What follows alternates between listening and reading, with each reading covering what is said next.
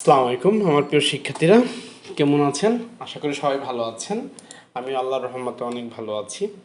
তো আজকে আমরা যে বিষয়টা নিয়ে শিখব সেটা হচ্ছে মাইক্রোসফট অফিস ওয়ার্ডে ইনসার্ট মেনুর ড্রপ ক্যাপ।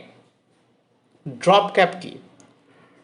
ড্রপ ক্যাপ হচ্ছে যে অন কাইন্ড অফ একটা লেটারকে হাইলাইট করা।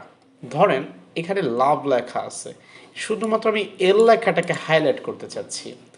তো সাধারণত প্রথম সবকটা লেখাকে আমরা সিলেক্ট করব, সিলেক্ট করে ড্রপ ক্যাপে ক্লিক করব। ড্রপ ক্যাপে ক্লিক করার পরে ড্রপ এখানে ক্লিক করে দেখেন এখানে এল লেখাটা এই 4টা লাইনের উপরে বিরাজ করছে। আবার যদি আমি ড্রপ ক্যাপে যেয়ে যদি আমি ইন মার্জিনে ক্লিক করি তাহলে এর লেখাটা সব লেখার আগে চলে গেছে। আবার যদি আমি সব সিলেক্ট করে নেই,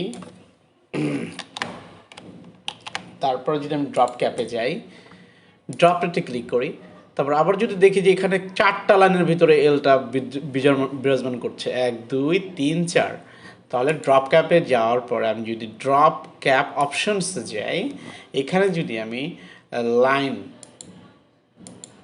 যদি 3 লাইনে ক্লিক করে ওকে দিই 3 লাইন হবে।